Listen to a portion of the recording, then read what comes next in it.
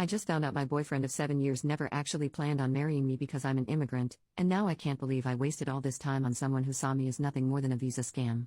I, 29F, moved to the US 7 years ago as a grad school student from Indonesia. I met my boyfriend, 30M, a few months after I moved, and we've been together ever since. My boyfriend is a US citizen. After I graduated, we had a serious discussion about where our relationship was headed. I made it very clear that I wanted to eventually get married and have children. My boyfriend echoed the sentiments. I remember asking him if he saw that happening with me because I didn't want to be in a relationship with no future. He told me he loved me, and that we were definitely headed in that direction. As of last week, we've been dating for 7 years. We've occasionally talked about marriage, but we were both busy with our respective careers, so the timing didn't seem quite right. However, recently my company announced that there's a chance that my department's work will be outsourced. I'm on an H-1B visa, temporary worker, so this means that I need to start looking for a job as soon as possible if I want to continue staying in the US. Last week during our anniversary I brought this up. I asked him if he thought it was the right time to think about getting married, as that will also help with sorting out my visa issues. He looked like he was about to vomit. After much prodding, he confessed that he wasn't planning on us getting married before I was able to get a green card, permanent resident, in the US. I was incredibly confused because he'd never mentioned this before. His reason was that he didn't want to be used as a visa mule, his words, not mine, by me, and that he wanted to make sure that I married him because I loved him and not because it was a ticket to getting to stay in the US, which can only happen when I get a green card. It took me a while to process what he said, and I asked him if he'd be okay to move to Indonesia with me, which he wasn't. As you can imagine, I didn't react well and ended up leaving because I couldn't deal with what just happened. I am still in disbelief.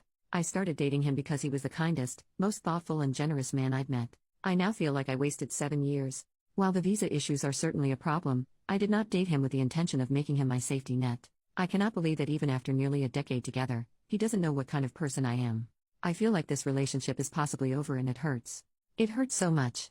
Update, 10 days later. A few days back I made a post about how my boyfriend of 7 years didn't want to marry me because I was an immigrant on an H-1B, and he didn't want to be a visa mule.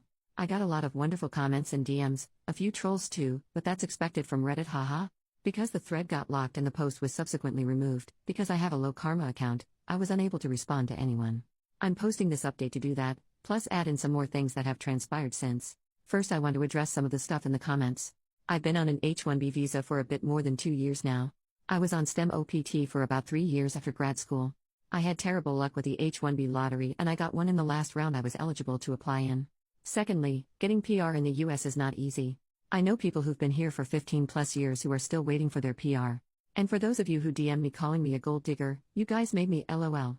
I am aware of the legalities around sponsoring a spouse for a PR, including the financial aspect. It shouldn't have been a problem for the following reasons. 1. I'm a STEM major who recently shifted into management. I work for a large company and I do quite well for myself. My boyfriend is a teacher and our incomes are not comparable. He earns around $60,000. I earn close to $300,000. 2. We've been living together for about 6 years. We have a shared account to pay for expenses like rent and utilities that we both deposit a percentage of our salary into. The rest of our money goes into our own private accounts and we don't manage each other's money. 3. Because I'm pretty frugal, I've saved up quite a bit of money in the form of savings and investments. If my boyfriend was worried about the legality of sponsoring me financially for over 10 years, I would have happily discussed moving the money around. I was even considering buying a house, so we could have made that a joint ownership thing. The point is, we could have figured it out. I haven't relied on him financially ever, and I didn't intend on doing that in the future. I might not have considered everything, but you have to note that I thought about the marriage for visa thing very recently, only when the threat of possibly having to leave loomed over me. This isn't something I'd thought about in detail at all. Regarding my situation back home in Indonesia, I come from a very religious and conservative family and had a horrible childhood. My family doesn't support my career choices. I cut contact with my family when I moved to the US, so they are not in the picture at all. Also, I was on great terms with boyfriend's family, they loved me. Now, for the actual update, he is now my ex-boyfriend. I took a few days to collect myself and then reached out to him wanting to talk. He agreed. It turns out that he has been insecure about earning less than I did for a while. Apparently, his friends have been poking fun at our relationship, calling me the sugar mommy because I take care of most of the expenses. He never told me this until now. He apparently didn't feel like an equal because our pay differs so much and started feeling that I was only with him as a quick way to get a PR here. I was speechless. I couldn't believe that his friends gaslighted him into doubting our relationship. I reminded him how he had supported me when I was in grad school, like getting me groceries when I had little money to spare, allowing me to stay with him rent-free in my last year of grad school to help me minimize expenses so I didn't have to take out a loan, letting me use his car when I was attending interviews.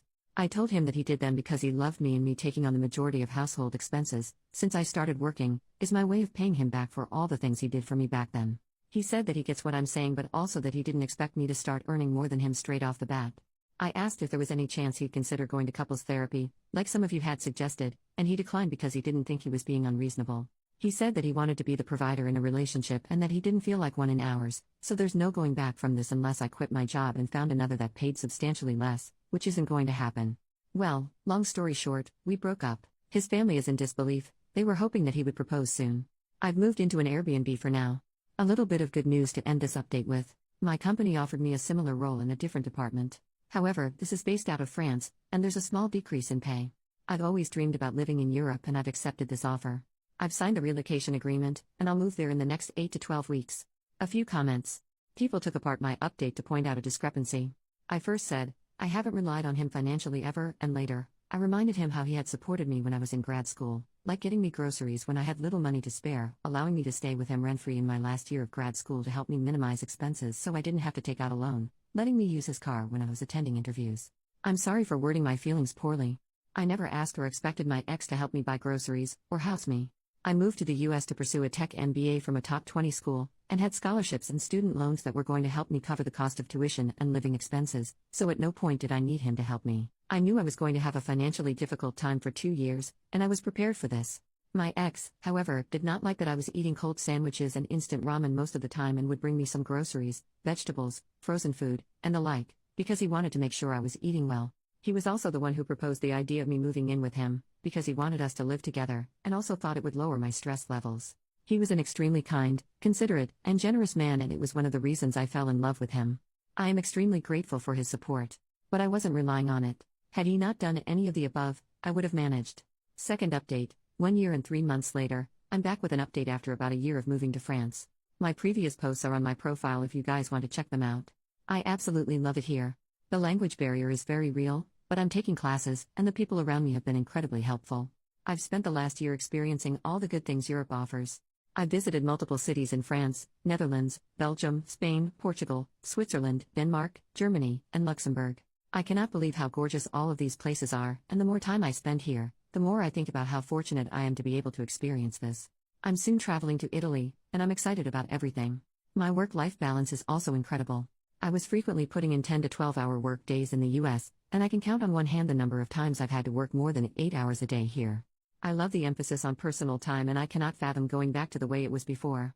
I haven't had the courage to get back into dating yet. My experience with the ex has left a really bad taste in my mouth. Even though immigration here is a lot easier than in the US and is not really one of my worries, the thought of things falling apart after putting in a significant amount of time and effort scares me.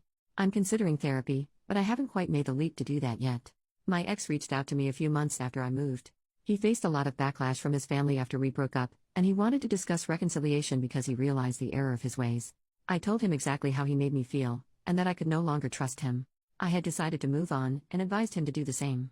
He's had to downgrade his lifestyle as he could no longer afford to live the same way we did, and I could tell that it made him unhappy. Not going to lie, I did feel a pang of guilt and sadness after our conversation. But it is what it is. I got a bunch of DMs asking me about what I do. I have an undergrad in comp science, and after a year of working, I decided to pursue an MBA. I was fortunate enough to get into one of the top 20B schools with a scholarship that reduced my tuition by about 30%. I got into tech consulting initially and then switched to product management after a couple of years. Final update, 1 year and 7 months later. Hi everyone. It's been 3 years since my original post. I now live in the Netherlands. Switched over to another company last year. It's cold and wet most of the year, but this summer was glorious, and at times, hot enough to remind me of home. I went through therapy, for a few months. I must admit that I was not fully committed to it. But talking and venting helps a lot. That, and distance, and time, has definitely helped me heal. It's a bit hard making friends in Netherlands. Most people seem to want to stick to their existing social circles. I have made a few friends through the expat community, but these friendships need more time and effort to become something worthwhile. I'm trying to date now. Signed up on a bunch of apps. Haven't really had a lot of success so far, but I'll keep putting myself out there. I still miss my ex sometimes, especially on days when I'm unwell. Because it reminds me of how he used to take care of me and make me congee. I miss being cared for. And no, I haven't reached out. That chapter is truly done. But I got a cat. She's a very loud girl. Here's a photo of her. Life is kinda good, I guess. I need more friends. Signing off.